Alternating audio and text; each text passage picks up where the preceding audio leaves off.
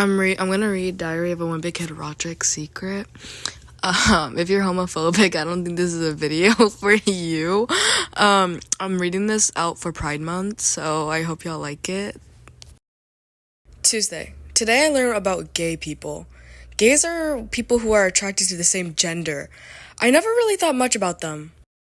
Well, once I saw two guys holding hands at school, but I didn't really think too much about it. Though, because I was too focused on running away from Ruby Bird. I only just found out about gays because our school had an open mind assembly.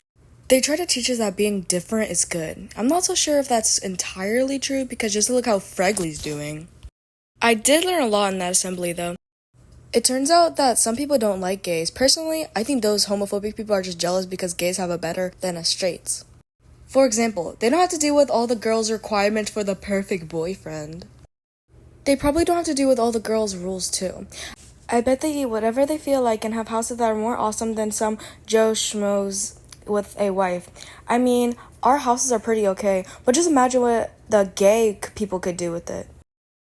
Must be selfless, hot, cool hair, fashionable, rich, muscle, strong, brave, cute butt. Not smelly, not mean. What a nice day, right, John? Yeah. There's also gay girls who are called lesbians, and they're probably much more happier than the straight ladies too. Let's go shopping for makeup and dresses. Oh my god, and then let's go to the spa and get our nails done. Totally, you're the best girlfriend ever. Sonic break, sorry. Anyways, Thursday. Rodrick has been around a lot less at home. I don't think Dad minds that though, because I feel like he's getting sick of seeing Rodrick sleeping on the floor near the heater. He's also been smiling for no particular reason and is being nicer than he usually is. For example, he stopped hogging the couch so much and sometimes lets me eat from his bags of pretzels. Even Mom has noticed a change. During breakfast this morning, she asked him, "Rodrick, do you have a girlfriend?" Rodrick got defensive and said no, and it wasn't any of her business before storming off to his room. By the way, I forgot to say this earlier, I really cannot read, so I'm gonna have issues with stuttering and stuff. Personally, I wouldn't be so obvious about it, but he definitely has a girlfriend. Though, I do wonder if there's really another girl that would deal with Rodrick not taking a shower for a whole week. Friday. I look around my older brother's Rodrick's room sometimes, and him being gone has given me a chance to do it a lot more often. I find interesting things all the time, but today I found something that made me stop dead in my tracks. It was a picture from one of those photo booths at the mall. He was with a guy. I think it was one of his friends. The first two photos was normal, at least for Rodrick. But in the last photo, him and the guy were kissing! I was shocked to say the least. Rodrick had a girlfriend once and he seemed happy with her. He was also sad when she cheated on him, so must like girls. Was it possible he was half gay? I didn't know what to do with this information at first, but then I realized I could use this against him. I don't have a problem with Rodrick having a boyfriend, but Dad probably will. Whenever there's a gay person on TV, Dad starts complaining about how liberal media pushing their agenda. Don't ask me what that means. But I can tell he's not happy about his favorite shows adding them in as sad characters. I'm not homophobic. I just don't need them to shove it in my face. I decided to hold on to those photos in case Rodrick tries to pull something. I could really use some dirt on him. Anyways, I don't think I can take another Jello in my socks prank. Saturday. I have a lot on my mind now that I know that stuff about Rodrick. I felt like I needed to get this off my chest, so I called up my friend Rowley. Once we were in my room, and I made sure the coast was clear, and I started explaining what that gay people were, but he interrupted me, saying he already knew about them. And then, the same gender, I already know. Turns out his parents already told him about the gays a while ago. He started going on this shitbull about how they are just regular people like us, and we shouldn't treat them differently. I was kind of ticked off that he thought I was homophobic, and so I told him so. But I explained that's not why I called him here. I told Riley about the photos I found and how I was going to use them against Rodrick. Apparently that was blackmail and I shouldn't be using something so personal. I thought it was dumb because Rodrick's been doing this stuff like this to me for a long time. Riley still don't think it was fair and he went back home. It's not blackmail, it's white leveraging. After he left, I guess I kind of saw where he was coming from. This is something big. I decided not to use it for blackmail. So, willy-nilly and keep it for emergencies only. Saturday next week. Well, that emergency just happened today. But let me tell you everything that happened beforehand. It was pretty normal Saturday. And I was in the kitchen getting some chips. But that's when this happened. It was the guy from the gay photo. I nearly choked. I couldn't believe he was inside our house. That's when Rodrick walked and said that dude could come in the garage. The guy must have seen the look on my face because he asked if I was okay. Luckily, I know how to play it cool. Are you okay? Yeah, totally. After they went in the garage, I didn't know what to do. I was curious to see what they were doing since I had never seen an actual gay so close in person. The only problem was that I didn't have a good excuse to go in the garage. That's when I remembered I left a bag of gummy bears in there. So every 10 minutes I would go and take one gummy bear. I think I did a pretty good job at acting incompetus. I didn't say that correctly, but we're gonna ignore that. After a while, I didn't notice anything special, so I just went back to my room. A minute later, Mom and Dad said there was a family emergency. One of my grand-aunts I didn't really know was in the hospital, and Mom was coming to support her. I'm guessing Dad was dragged into coming too.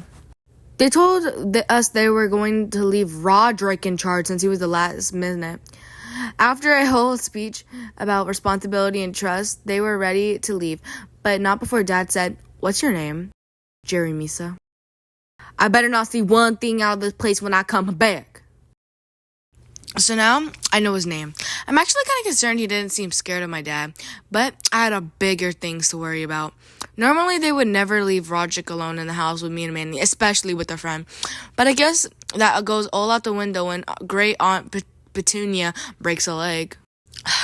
Rodrick rounded everyone up and said since he was in charge, we'd have to follow his rules. He sent me to my room and told me not to come out until morning since I would get in the way.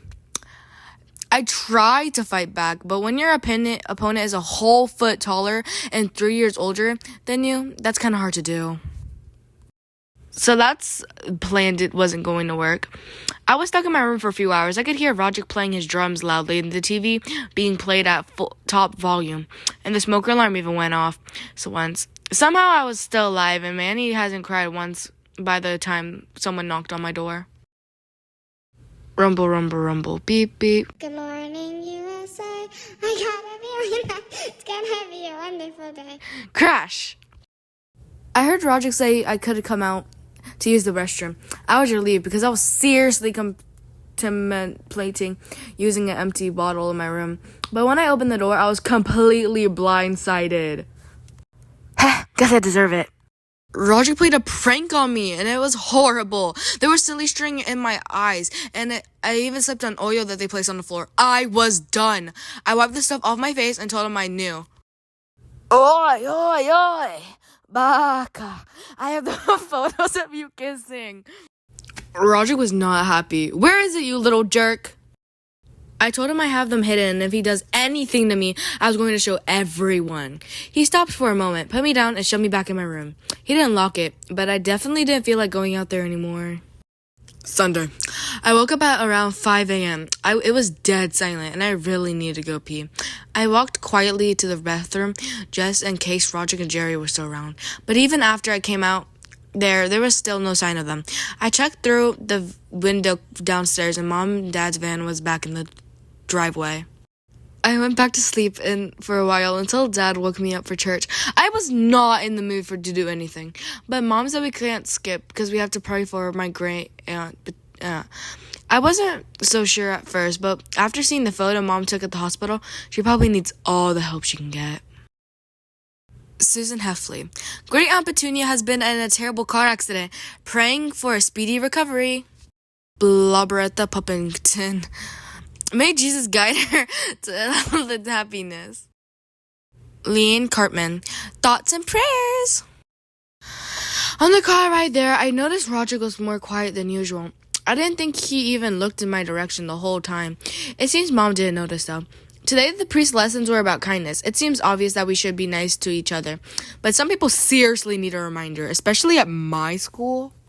I think of myself as a pretty kind, but then the priest started talking about turning the other cheek.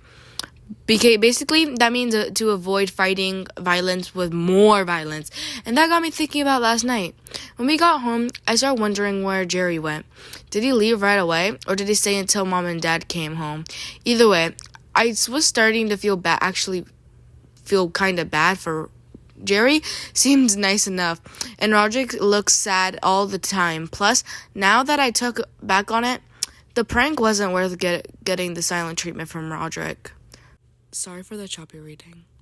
I'm sorry about yesterday. Can you drive me to the mall? Rodrick? Hello? Tuesday, I decided to tell Rowley what happened on Saturday, and I asked him how I could make it up to Rodrick. Rowley is still mad at me for taking the photo, but he did give me some helpful advice. He said I should give the photo back and it wouldn't have any leverage over Rodrick.